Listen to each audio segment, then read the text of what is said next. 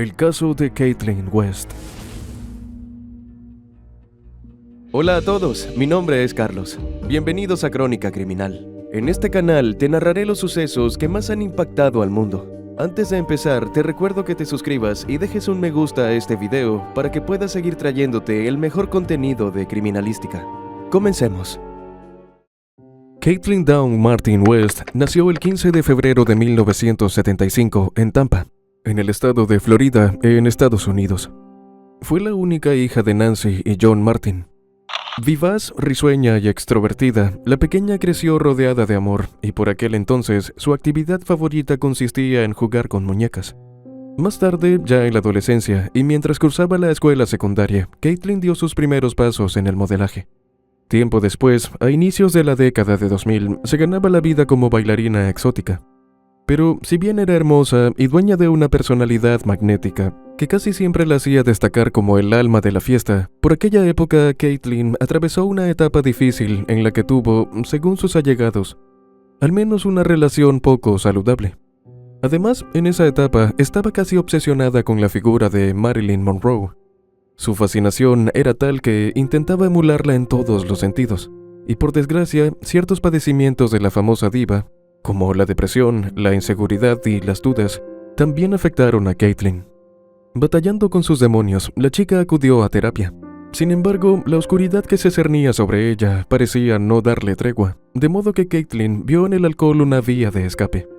Testimonios de sus allegados, incluida su madre, han coincidido en que no faltaba la ocasión en que, aun cuando todos se habían marchado de una reunión, ella seguía la fiesta bebiendo sola. Hacia 2004, y con 29 años, durante una celebración por el Supertazón, Caitlin se cruzó con William Jeffrey West, hijo del matrimonio formado por Caroline y William West, veterano del ejército y 2 años mayor que ella. Por aquel entonces Jeffrey, como era conocido por todos, se desempeñaba como reclutador del ejército. Él quedó flechado al instante por la exuberante belleza de Caitlin y los intentos que hizo por conquistarla lograron, en poco tiempo, que cayera rendida a sus pies. Tal y como ella le comentó a sus amigos más cercanos, no solo era un hombre realmente dulce, sino la respuesta a sus sueños, y en suma, el caballero que había estado esperando a lo largo de una década. Algunos han conjeturado que, de hecho, de algún modo él llenó un vacío en la vida de Caitlin, y hasta le dio cierta validación que podría haber estado anhelando. Así, después de un breve noviazgo de apenas 4 meses, durante ese mismo 2004, la pareja se casó en Las Vegas. Brittany Drisler, quien los conoció algo después y trabó amistad con ambos, manifestó que en un primer momento le resultaron un dúo improbable. Porque si bien es sabido que los opuestos se atraen, a ella le costó comprender cómo aquel sujeto había logrado seducir y enamorar a una chica como Caitlin. Pero el hecho era que estaban enamorados perdidamente el uno del otro, y sin más tiempo que perder, en 2005 recibieron a su primogénita, a quien llamaron Logan, aunque con el tiempo la pequeña también fue conocida con el cariñoso apodo de Lola. De ahí en más, Caitlin se dedicó de lleno al cuidado de su hija, mientras su esposo se ocupaba de que nada les faltase a las chicas de su vida. Para esas fechas, la pareja se había tatuado en las muñecas una imagen a juego que representaba que lo suyo era para siempre. Además, a menudo terminaban sus mensajes de texto con mensajes en clave, repitiéndose lo mucho que se amaban. Con al menos una década de relación, en 2014, a fin de que su hija Logan pudiera estar más cerca de sus abuelos, los West se mudaron a la ciudad de Calera, en Alabama, a unos 50 kilómetros al sur de Birmingham, donde ambos tenían raíces familiares. Allí, Jeffrey comenzó a trabajar como oficial de policía en el campus de una universidad local, mientras Caitlin continuó como ama de casa y en sus tiempos libres publicaba con regularidad en las redes sociales. Un par de años más tarde, toda vez que surgió una plataforma con contenidos para adultos que funcionaba por suscripción, Caitlin vio la oportunidad de publicar y vender imágenes suyas en aquel sitio web. Posar en esas provocativas y coquetas fotografías, además, le permitió seguir expresando aquel costado de su personalidad que tanto le gustaba. Casi como si se tratara de un juego, era su propio marido quien muchas veces ejercía las labores de fotógrafo. Y en este último hecho, todos los allegados de la pareja han coincidido. Jeffrey no se sentía intimidado ni celoso por aquel pasatiempo de su esposa.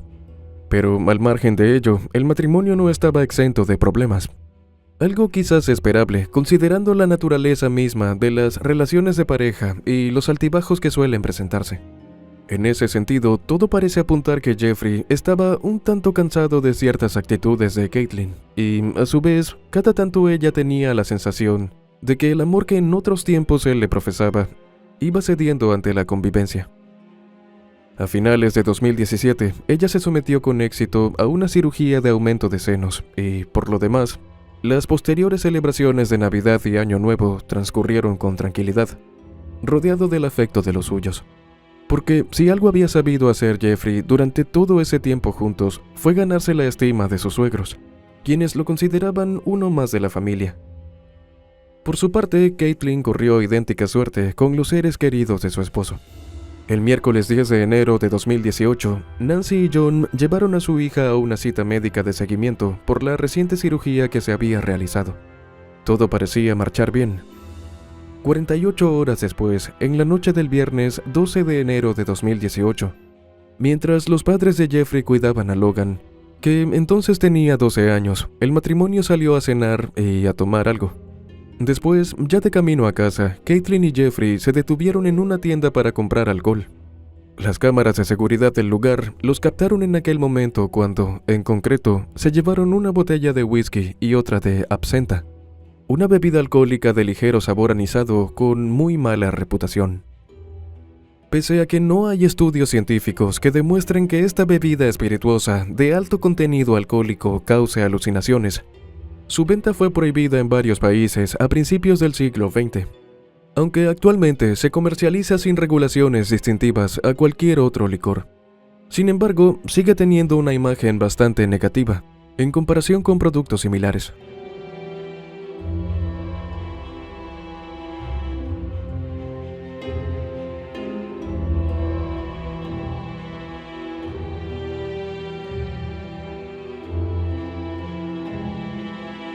En esas imágenes del local comercial, Caitlin lucía alegre y despreocupada. De regreso en casa, la pareja continuó bebiendo, e incluso él subió a sus redes sociales una foto de una de las botellas de licor. Al ritmo de la charla y de las risas, Jeffrey también le tomó un par de fotografías a su esposa, quien posó con un sujetador rosa, panties multicolores y zapatos de tacón de aguja a tono. Hasta que, en algún momento de la tardía velada, y de acuerdo con la fiscalía, entre ambos estalló una discusión. Notablemente bebido, Jeffrey le manifestó a Caitlin cuán agotado se sentía de toda la dinámica de las redes sociales, y sobre todo de que ella pareciera mucho más atenta a la pantalla de su teléfono celular que a él. Entonces, en un gesto veloz, le arrebató el celular de las manos y arrojó el aparato por la puerta principal. Viendo que su teléfono había aterrizado en la calle, Caitlin salió en su búsqueda, completamente desprovista de calzado y de ropa, excepto por el sujetador rosa. Aunque era invierno, no le prestó atención al viento helado, ni mucho menos a la posibilidad de ser vista por un vecino. Porque, después de todo, a esa hora ella también estaba bastante afectada por los efectos de la bebida. Justo en ese instante, Jeffrey agarró la botella de licor, la siguió afuera, y, sosteniendo la botella en posición invertida, le asestó un golpe fatal en la cabeza. Apenas comprobó que el asunto se le había ido de las manos y que ella ya no tenía signos vitales, el hombre se quedó de una pieza. Fueron escasos segundos de duda y desconcierto, en los que por su mente solo cruzaba el hecho de tener un cuerpo sin vida fuera de su casa. Pero entonces, su experiencia como investigador capacitado, oficial de seguridad y veterano del ejército, se impuso. Así, decidió hacer que todo pareciera un accidente, y, a tal fin, colocó con cuidado la botella de absenta encima del estropeado teléfono celular de Caitlin, y a continuación, volvió a entrar, dejando la puerta principal abierta. En las primeras horas de la mañana del día siguiente, sábado 13 de enero de 2018, una vecina que respondía al nombre de Macorsha Purifoy conducía hacia el trabajo cuando descubrió el cuerpo parcialmente desnudo de Caitlin tirado en medio de la carretera. De inmediato, la horrorizada Macorsha se comunicó con los servicios de emergencia y, en el proceso, dando un vistazo en dirección a la vivienda de la mujer, logró divisar en el interior lo que parecía un hombre paseando de un lado a otro, por lo que también dio ese dato a la operadora. Una vez en el lugar, los paramédicos comprobaron que la víctima había sufrido un traumatismo contundente en la cabeza. Cuando el experimentado sargento de policía de Calera, Mike Melhoff, llegó a la escena una media hora después, notó enseguida los dos elementos que descansaban muy cerca del cuerpo de la víctima. No fue necesaria demasiada observación para percatarse de que la posición, tanto del celular como de la botella, daban la impresión de que la escena había sido montada. Además, dos charcos rojizos, uno en el suelo y otro en la hierba, parecían indicar que el cuerpo había sido movido. Casi al mismo tiempo que las autoridades supieron que la víctima vivía al otro lado de la calle, Jeffrey apareció en la puerta, afirmando que se había despertado a causa de las sirenas de la policía. Mientras tanto, tras haber sido convocada por la policía, la forense del condado de Shelby, Lina Evans, se hizo presente en el lugar. Al evaluar el entorno, coincidió con el agente Mike en que era extraña la disposición de los objetos en la escena. Tras intercambiar unas breves palabras con el marido de la víctima, a Mike le resultó llamativa cierta frialdad en su reacción. Sin embargo, en principio lo atribuyó a la personalidad propia de Jeffrey, y un poco también a su profesión.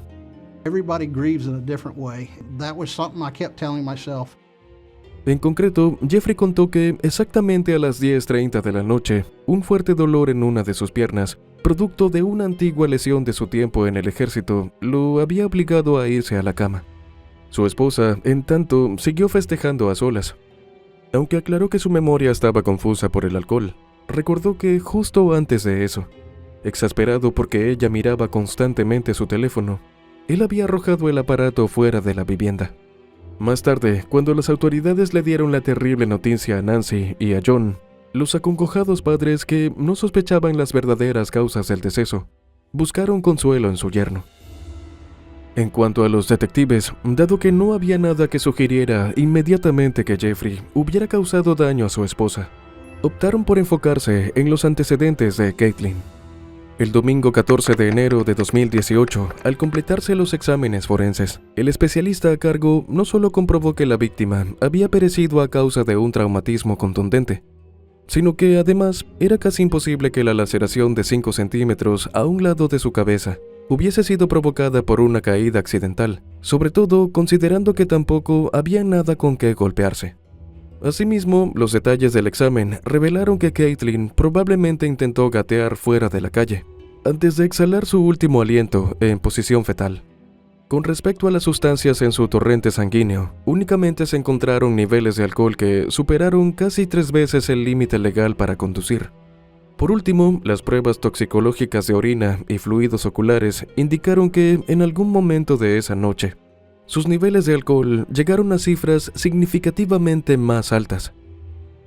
En cuanto a los objetos hallados en la escena, no evidenciaron más que huellas dactilares, tanto de la víctima como de su marido, pero ese detalle era esperable, dado que habían compartido durante la noche anterior. Así las cosas, la investigación continuó enfocada en el círculo social de Caitlin, y esa línea de acción se fortaleció más cuando los detectives se enteraron de su frecuente actividad en las redes sociales, incluido el sitio web para adultos. Una de las primeras conjeturas fue que quizás uno de sus fanáticos se obsesionó con ella, hasta el punto de hostigarla y eliminarla. Con eso en mente, el siguiente paso del equipo consistió en revisar con detalle sus contactos y sus seguidores. No obstante, en breve ese camino demostró ser improcedente, pues no había sospechosos viables. Entretanto, fue Jeffrey quien acompañó a la madre y al padre de Caitlin a la funeraria para llevar adelante todos los trámites correspondientes. Al elegir el ataúd, John vio a su yerno llorar, casi a punto de derrumbarse. En ese instante, el suegro pensó que no tenía manera de sopesar el dolor de aquel hombre, al que consideraba como un hijo propio y que, en la cumbre de su vida, de pronto se encontraba convertido en viudo por el más infausto destino. Sin embargo, en ese punto, la percepción de los investigadores con respecto a Jeffrey comenzó a distanciarse de aquella imagen que mantenían de él los familiares de la víctima. Sospechaban de un posible ataque de celos del esposo. Como consecuencia, él fue entrevistado de nuevo, esta vez con el fin de saber exactamente qué pensaba y cómo se sentía con el hecho de que su esposa se exhibiera con poca ropa en la internet. Pero, para sorpresa de los detectives, Jeffrey aseguró que era él mismo quien solía ayudarla a tomarse las fotografías que luego verían y comprarían sus muchos seguidores en línea. A lo largo de aquel intercambio, no obstante, lo verdaderamente llamativo para el agente Mike fue reencontrarse con la aparente ausencia de emoción de Jeffrey. En lo sucesivo, la línea de la investigación no se desvió, y tras descubrir que la residencia del matrimonio contaba con un sistema de seguridad que marcaba la hora en que se abría y cerraba la puerta principal, los agentes hallaron una fisura en el relato de Jeffrey. A diferencia de lo que había afirmado, los registros de seguridad de la casa mostraban que la puerta principal se había abierto horas más tarde de lo que él había declarado, exactamente a 9 minutos para las 2 de la madrugada del sábado. Decididos a comprobar sus hipótesis, solicitaron a un juez una orden de registro para el teléfono celular de Jeffrey, y una vez que les fue concedida la autorización, los miembros del equipo se encontraron con una aplicación que almacenaba datos de entrenamiento físico y que les fue de gran utilidad. De acuerdo con dicho historial, pasadas las 11 de la noche, es decir, 30 minutos después de la hora en que supuestamente se había marchado a dormir, Jeffrey había dado 18 pasos. Una mirada a los mensajes de texto anteriores también reveló algunas peleas entre marido y mujer, incluidas discusiones sobre cuánto se había deteriorado su relación. Sin embargo, al ser consultados al respecto, los seres queridos de Caitlin y de su esposo sostuvieron que la correspondencia no era más que lo que suele observarse en las relaciones a largo plazo. Además, tanto Nancy como John insistieron en que nada de eso apuntaba a un crimen. De tal modo, con la investigación en una suerte de callejón sin salida, los detectives volvieron a la llamada efectuada por la vecina al 911, y como resultado comprendieron que la silueta paseando de un lado a otro vista por ella era justamente Jeffrey, lo que también contradecía su afirmación de haberse despertado por el estruendo de las sirenas de la ambulancia. Así las cosas, la forense echó un nuevo vistazo a la botella de absenta. En principio destacaba un desconchado en la base, como si justo en esa parte se hubiese estrellado contra algo o alguien. Pero fue el siguiente hallazgo el que pareció darle un giro importante al caso. Se trataba de las huellas dactilares de Jeffrey sobre el cristal, que parecían estar al revés en el cuello de la botella, lo que se alineaba con el movimiento de alguien que se había valido de dicho objeto como arma. Por ende, el 22 de febrero de 2018, Jeffrey quedó bajo arresto, acusado como el principal sospechoso por el crimen en contra de su esposa, Caitlin. Su fianza se fijó en $500 y él, en tanto, mantuvo su inocencia. Posteriormente, el agente Sean Lumley ofreció una rueda de prensa. Case. I mean, we can't tell you verbatim what was being said one way or the other, but we know what happened that night. We do have evidence to support that. But again, providing that evidence may hinder that prosecution. Pero incluso en esas circunstancias, John y Nancy siguieron apoyando a su yerno. El respaldo más lógico, por supuesto, vino de parte de William, el padre de Jeffrey. He knows I'm behind him 100%. It's my son. Y al igual que los padres de Caitlin, estaba convencido de cuánto amaba a su hijo a su esposa. He loved her. When you love somebody like that, no, you can't hurt him. He's never hurt her, never has. Antes de que comenzara el juicio, la fiscalía le ofreció al acusado un acuerdo de declaración de culpabilidad, bajo el cual podría cumplir una sentencia mínima, más 2 años de libertad condicional. No obstante, Jeffrey no estaba dispuesto a dar su brazo a torcer, por lo cual se negó a aceptar el acuerdo propuesto y prefirió demostrar su inocencia ante un jurado. El juicio en su contra, dirigido por el juez de circuito del condado de Shelby, Bill Bostic, finalmente tuvo lugar a mediados de noviembre de 2020. Este resultó ser un caso inusual para los fiscales Daniel McBrayer y Ben Fuller, ya que la familia de la víctima se puso del lado del acusado. No obstante, dado que el juez prohibió la entrada de cámaras a la sala del tribunal, no quedó ningún registro audiovisual de aquellas jornadas. Tras la narración de los hechos expuesta por la fiscalía, la defensa, representada por el abogado John Robbins, insistió en la versión del accidente. Luego, con el objetivo de convencer a los presentes de que, si bien hubo desacuerdos en la pareja, Jamás existió discordia ni amenaza de violencia. El abogado John hizo un repaso a los mensajes de texto intercambiados entre ambos en el último tiempo. Parte de la correspondencia en cuestión incluía planes para esa noche y el uso de términos cariñosos para referirse al otro. Después, la defensa procedió a destacar que no se encontró ADN en la ropa ni en las manos de su cliente, como tampoco pelo, cuero cabelludo ni tejido cerebral en la botella de licor. Y en la casa, agregó, no había nada que sugiriera lucha o pelea. Toda vez que la fiscalía hizo referencia a la ausencia de emoción del acusado durante los interrogatorios, el abogado de Jeffrey replicó que cada quien afrontaba situaciones estresantes y traumas de diferentes maneras. En el caso de su cliente, agregó, la reacción había respondido al hecho de ser un soldado entrenado, y por tanto, un hombre capaz de controlar sus emociones. Pero, al margen de las maniobras de la defensa, el testimonio del médico del Departamento de Ciencias Forenses de Alabama, el Dr. Stephen Boudreau, resultó difícil de rebatir. El momento cumbre de la declaración de este experto se produjo cuando, tras ser consultado por el fiscal Ben acerca de si era posible que la víctima sufriera una herida de tal magnitud por una caída, el forense contestó de manera tajante que era prácticamente imposible.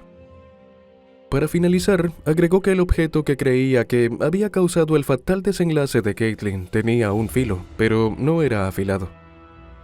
Durante los siguientes 4 días, los presentes en la sala del tribunal escucharon diversos testimonios, entre los cuales destacó el de la madre de la víctima, quien narró que, en efecto, su hija bebía mucho y era propensa a hacer travesuras.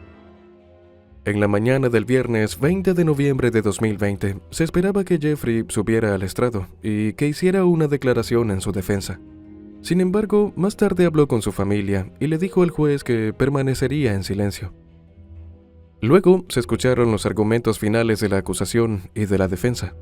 Alrededor de las 5 de la tarde de aquella misma jornada, antes de que el jurado saliera de la sala para deliberar, el juez indicó que, además del cargo de homicidio involuntario, podría ser considerado el cargo de asesinato solicitado por la fiscalía. Como era de esperar, en ese momento la defensa se opuso y en cambio pidió que se le juzgara por un cargo aún menor como era el delito de homicidio por negligencia criminal, pero el magistrado no accedió. Transcurridas casi 5 horas, alrededor de las 10 de la noche, el jurado regresó con un veredicto e informó que, de manera unánime, todos los miembros hallaron a Jeffrey culpable, aunque solo del cargo más leve, es decir, homicidio involuntario. Tal y como había sido hasta entonces, él permaneció incólume, sin expresión alguna en su rostro, que demostrara siquiera dolor o derrota. Antes de dar por finalizada la audiencia, el juez revocó la fianza de $500,000 y dictaminó que, mientras estuviera a la espera de sentencia, Jeffrey debería permanecer encarcelado. Al término de la jornada, el abogado defensor manifestó que su cliente estaba sorprendido por el veredicto y que, pese al duro revés, su posición no cambiaría. Antes bien, continuaría luchando para demostrar su inocencia. Por su parte, el fiscal Daniel no quiso perder la oportunidad de expresar cierto gusto agridulce por la decisión final de la justicia.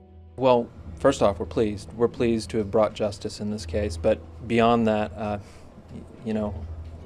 while we continue to believe that this was an intentional murder, we are pleased that he's being brought to justice. Aunque inicialmente la audiencia de sentencia se fijó para el 11 de enero de 2021, la misma tuvo lugar casi un mes más tarde, el lunes 8 de febrero de 2021. En esa oportunidad, Nancy volvió a subir al estrado para rogar clemencia por el que consideraba un buen hombre. Otro tanto hizo Caroline, la madre de Jeffrey, quien habló de cuánto daño habían sufrido los suyos a causa del proceso e hizo hincapié en que Logan necesitaba a su padre. Antes de que el juez dictara su sentencia, Jeffrey leyó una declaración preparada con anticipación, narrando cómo en los últimos 3 años se había perdido todos los eventos de la vida de su hija. Tras una pausa en la que dio la impresión de quebrarse, continuó diciendo que él y la familia de Caitlin se habían mantenido unidos a lo largo de aquella tormenta y, para finalizar, haciendo referencia a su esposa, pero sin nombrarla directamente, dijo que había perdido a su mejor amiga. Después de aclarar que tuvo en consideración tanto los 21 años de servicio del acusado en el ejército estadounidense como su falta de antecedentes penales, el juez Bill sentenció a William Jeffrey West a cumplir 16 años tras las rejas. De ese lapso debían descontarse los 3 años ya cumplidos en prisión mientras estuvo a la espera del juicio. 3 días después, Caroline, William, Nancy y John se reunieron para conceder una entrevista a un importante medio estadounidense. En esa ocasión, los 4 coincidieron en afirmar que el de Jeffrey no había sido un juicio justo. Por lo demás, las 2 parejas de abuelos han compartido desde entonces la crianza de su nieta Logan. En enero de 2022, la Corte Suprema de Alabama negó una apelación de Jeffrey. Y bueno, hasta aquí el video de hoy. Dime qué opinas de este caso. No te olvides de dejar tu me gusta y suscribirte a este canal. Nos vemos en la siguiente Crónica Criminal. Adiós.